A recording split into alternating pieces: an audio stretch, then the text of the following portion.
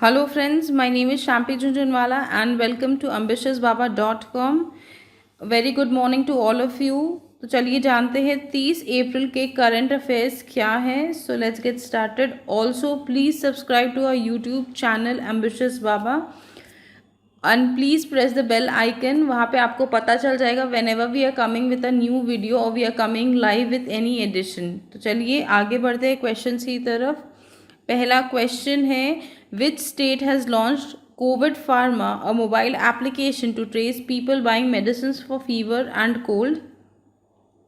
किस राज्य ने बुखार सर्दी के लिए दवाइयाँ खरीदने वाले लोगों का पता लगाने के लिए एक mobile application COVID pharma launch किया है? 5 ऑप्शन है हमारे पास. A Assam, B Tripura, C Andhra Pradesh, D Karnataka and E Rajasthan. तो चलिए वेट करते हैं आंसर के लिए.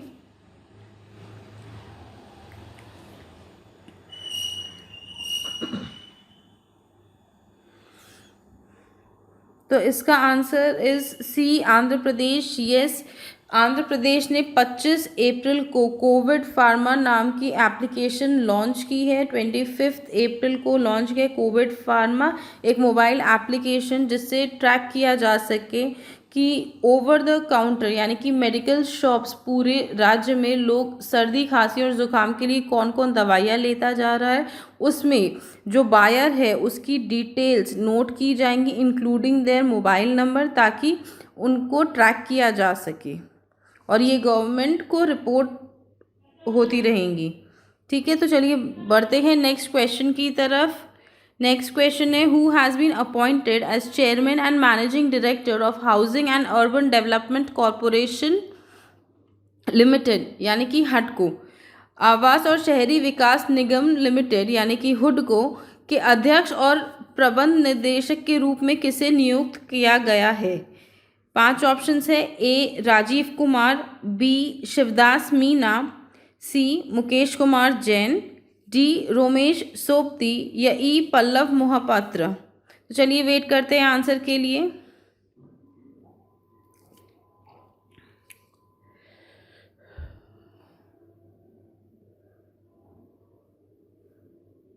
तो चलिए हो गए 10 सेकेंड पूरे. The answer is B Shivdas Meena. Yes, the Ministry of Housing and urban affairs के जो एडिशनल सेक्रेटरी है शिवदास मीना, जो आईएएस है, उन्हें अपॉइंट किया है as chairman and managing director of हुडको यानी कि housing and urban development corporation limited. ये एक पीएसयू है under the housing and urban affairs के अंडर में. ये एक पीएसयू है जिसमें शिवदास मीना को अपॉइंट किया गया है as chairman and management director. तो चलिए बढ़ते हैं थर्ड क्वेश्चन की तरफ. Which of the following organization has released names for upcoming cyclones in 13 countries which include Arnab, Vyom and आग? निम्नलिखित में से किस संगठन ने 13 देशों में आगामी चक्रवातों के नाम जारी किए हैं जिनमें अर्नब, व्योम, आग शामिल है? 5 ऑप्शन है. World Meteorological Organization, B Indian Meteorological Department, C Global Atmosphere Watch, D National Weather Association, E Royal Meteorological Society. तो चलिए वेट करते हैं आंसर के लिए.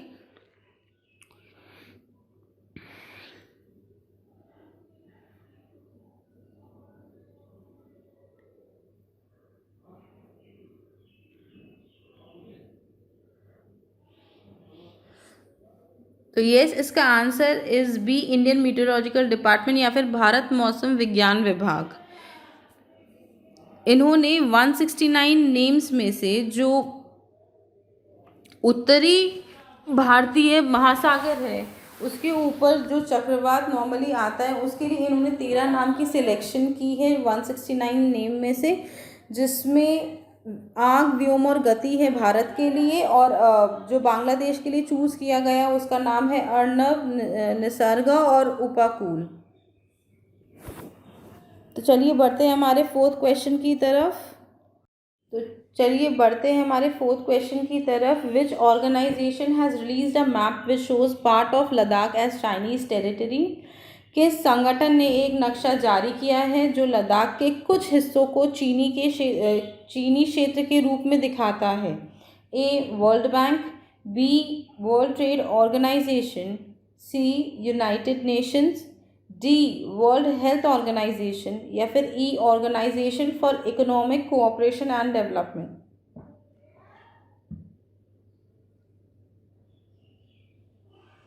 अगर आपने हमारा कल का एडिशन देखा है तो आपको पता होगा कि इसका एग्जैक्टली आंसर क्या है, क्योंकि इस पे एक वीडियो में हमने डिटेल डिस्कशन की थी कि क्या हुआ था, किसने किया था।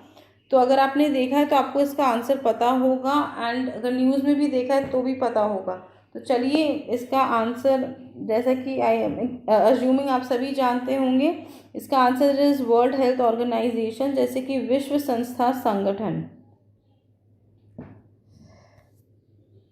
जो विश्व संस्था संगठन है यानी कि वर्ल्ड हेल्थ ऑर्गेनाइजेशन, ऑलरेडी उन पर आरोप है कि वह चाइना को बचाने के लिए जो कोरोना वायरस या कोविड-19 पैंडेमिक है उसकी उन्होंने दुनिया को चेतावनी बहुत लेट से दी थी, सिर्फ चाइना के कहने पे, जिसके कारण लाखों लोगों की मौत हो चुकी है। और ये अब नया फ्रेश कंट्रोवर्सी आया है कि उन्होंने चाइनीज़ मैप में जो लद्दाख का अक्साई चीन का इलाका है वो उन्होंने चाइनीज क्षेत्र में दिखाया है।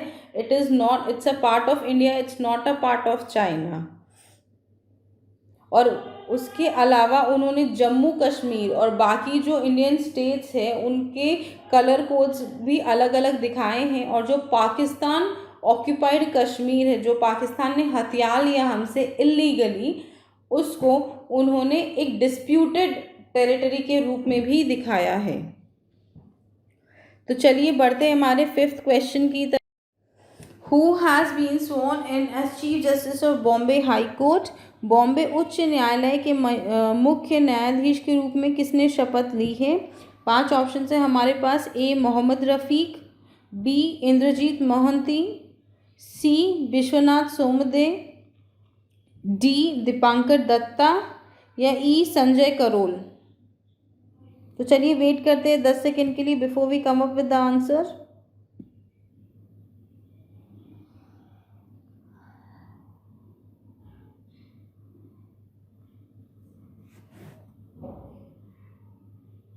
चलिए 10 सेकेंड हो गए पूरे। इसका answer is D Dipankar Dutta.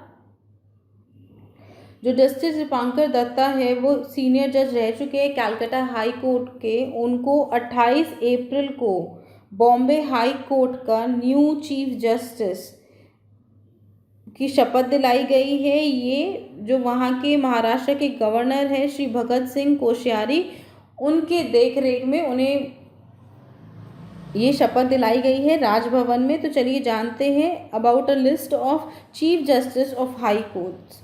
मध्य प्रदेश के हाई कोर्ट के चीफ जस्टिस हैं AK Mittal. Patna high court के चीफ जस्टिस हैं संजय करोल। हिमाचल प्रदेश हाई कोर्ट के चीफ जस्टिस हैं Lingappa Narayana Swamy. Punjab and Haryana high court के चीफ जस्टिस हैं रविशंकर झा। और chief justice Rajasthan high court के हैं इंद्रजीत मोहंती।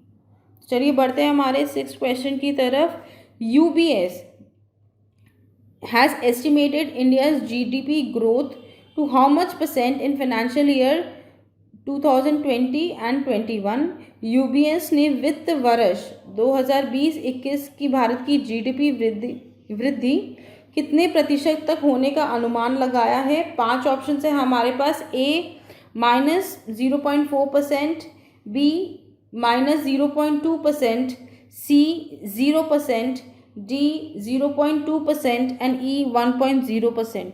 जैसा कि आप सब जानते हैं कि अभी पूरा वर्ल्ड कोरोना वायरस से जूझ रहा है, जिसके कारण सब जगह लॉकडाउन चालू है एंड इसी के कारण क्रिपल हो रही है world economy.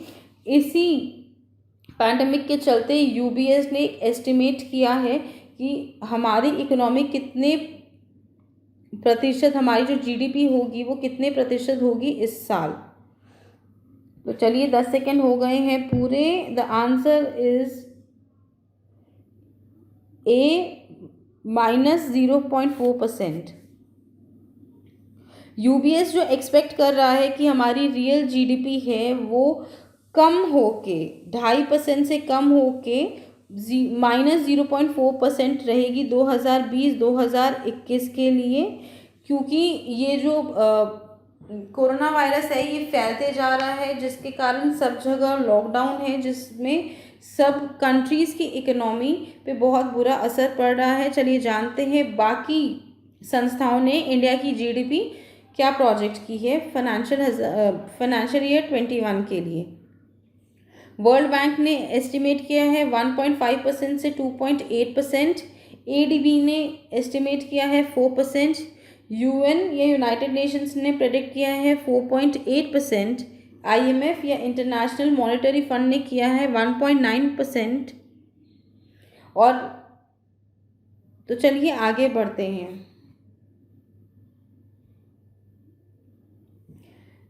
Question number 7. Which bank has announced to buy 29% stake in Max Life for rupees 1592 crore?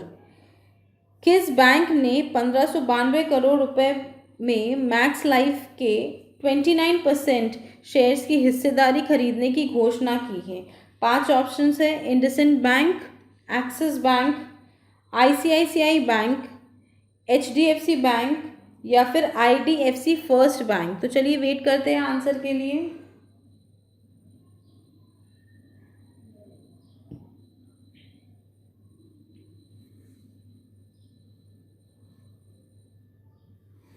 तो yes, the answer is B, Axis Bank. Axis Bank ने, जो प्राइवेट सेक्टर बैंक है, उसने 28 अप्रैल को ये घोषणा की है कि वो मैक्स लाइफ में जो अपना स्टेक है वो 29% बढ़ाकर करेगी 1592 करोड़ के लिए। 29% फॉर 1592। ये एक जॉइंट वेंचर होगा दोनों का। जैसा कि आप सब जानते हैं max life 4th largest player in the ये है लाइफ इंश्योरेंस कवर स्पेस में 4th नंबर पर आता है। चलिए बढ़ते हैं 8th क्वेश्चन की तरफ।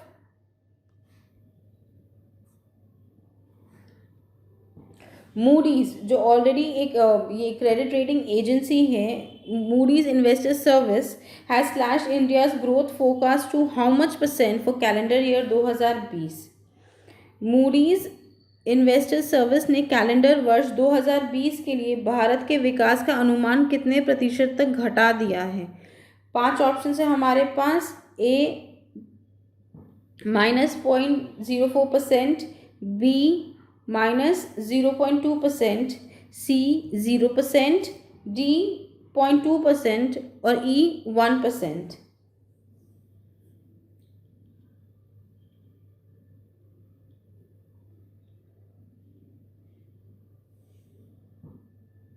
चलिए इसका आंसर इज डी, 0.2% तक उन्होंने घटाकर भारत का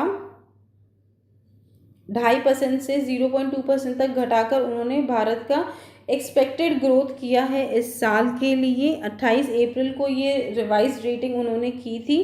पहले उनका अनुमान था 2.5%, बट अब उन्होंने इंडिया की ग्रोथ 2020 के लिए 0.2% तक की है। उन्हें लगता है कि इस क्राइसिस से निकलने के बाद इंडिया का जो ग्रोथ होगा वो 6.2% के आसपास होगा 2021 के लिए। तो चलिए बढ़ते हैं हमारे 9th क्वेश्चन की तरफ। एशिया पैसिफिक इकोनॉमिक कोऑपरेशन यानी कि APEC सेक्रेटेरिएट ने has stated that APC region economy is expected to reduce by how much % in 2020 due to the impact of COVID-19?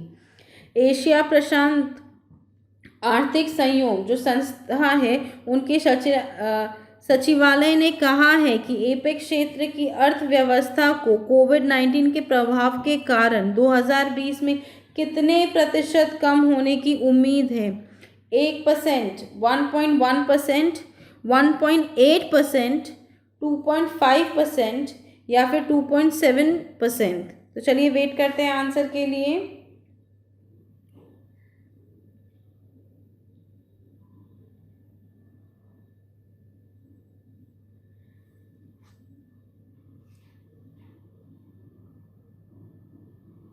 Yes, तो हो गए 10 सेकेंड पूरे। The answer is 2 2.7%। Yes, Asia Pacific economic cooperation secretariat ने कहा है कि इस reason को 2.7% इकोनॉमिक डिक्लाइन हो सकता है 2020 में, 2.7% से कम हो सकता है ड्यू टू कोविड-19 के इम्पैक्ट से। ये पहली बार है जो 2008 या 9 का जो इकोनॉमिक डिप्रेशन था, the great depression of the world, जिसमें नियर ज़ीरो ग्रोथ रेट था, उसके बाद सबसे कम ये रेट इस वर्ष होगा। चलिए बढ़ते हैं 10th क्वेश्चन की तरफ। Who has been appointed as the chairman of Public Enterprises Selection Board? लोक उद्यम चयन बोर्ड के अध्यक्ष के रूप में किसे नियुक्त किया गया है? 5 ऑप्शंस है। ए राजीव कुमार, बी शिवदास मीना, सी मुकेश कुमार जैन, डी रमेश सोपती या ई पल्लव मोहपात्रा। तो चलिए वेट करते हैं 10 सेकंड के लिए before we come up with the answer.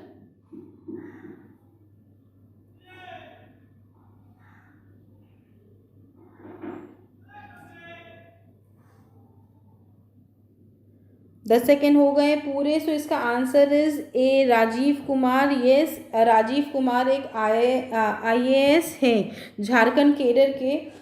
उनको 3 साल के लिए अपॉइंट किया गया है as the chairman of Public Enterprises Selection Board. 29 April को ये घोषणा हुई है कि उन्हें 3 साल के लिए अपॉइंट किया गया है एज द चेयरमैन। वो कपिल देव त्रिपाठी के बाद आएंगे। इनसे पहले जो फॉर्मर थे वो कपिल देव त्रिपाठी थे, उनके बाद जो अपॉइंट हुए हैं वो है राजीव कुमार, 1984 बैच के, झारखंड बैच के केडर IAS ऑफिसर। तो चलिए बढ़ते हैं हमारे 11th क्वेश्चन की तरफ। International dance day is celebrated every year on which day? अंतर्राष्ट्रीय नृत्य दिवस हर साल किस दिन मनाया जाता है? A 26 April, B 27 April, C 28 April, D 29 April and E 30 April. चलिए वेट करते हैं आंसर के लिए।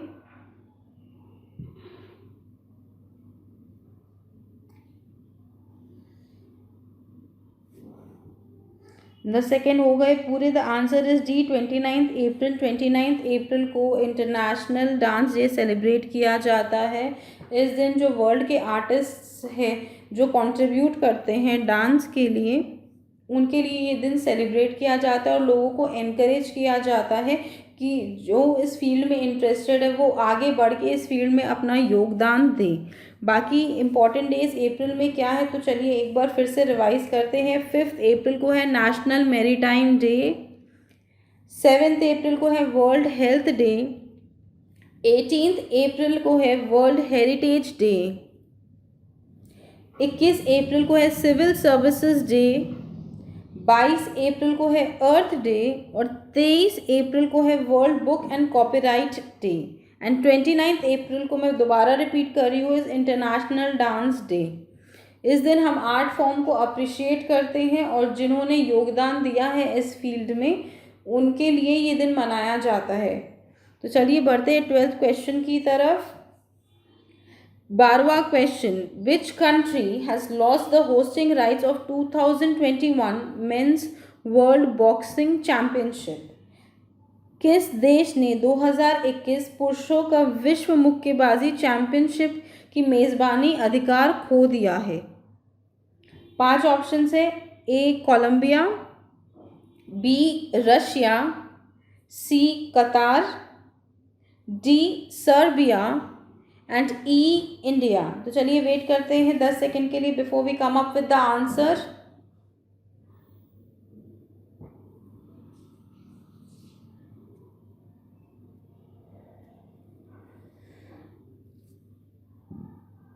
दस सेकेंड हो गए हैं पूरे। सो इसका answer is India. Yes, India को ये होस्ट करने का मौका मिला था लेकिन इंडिया ने खो दिया बिकॉज इसकी जो एक मिनिमम फ़ी है जो AIBA यानी कि इंटरनेशनल बॉक्सिंग एसोसिएशन को जो देनी पड़ती है वो इंडिया ने नहीं दी है। इसी कारण ये उनसे वापस ले लिया गया है। इंडिया ने ब्लेम किया है कि जो बहुत ही कॉम्प्लेक्स है AIBA का जो पेमेंट करने का स्ट्रक्चर है, इस वजह से इंडिया नहीं कर पा रही है, इसे लेके सर्बिया को दे दिया गया है। इसके कारण भारत को, इस कैंसिलेशन के कारण भारत को $500 यानी कि $500 का फाइन देना होगा। इसकी फ़ीस मैं आपको बता देती हूँ, $4 मिलियन थी। अगर इंडिया को होस्ट करना था तो उसे दिसंबर 2019 के पहले $4 मिलियन की पेमेंट करनी पड़ती AIBA को, लेकिन इंडिया ने नहीं किया। इस वजह से अब उन्हें $500 का फाइन देना होगा और ये उनसे छीन कर सर्बिया को दे दिया गया है। तो चलिए बढ़ते हैं क्वेश्चन नंबर 13 और लास्ट क्वेश्चन की तरफ। Irfan Khan has passed away recently, वो कौन थे? इरफान खान का हाल ही में निधन हो गया है, वे कौन थे? A politician, B freedom fighter, C actor, D cricketer and E painter. तो चलिए वेट करते हैं इसके आंसर के लिए।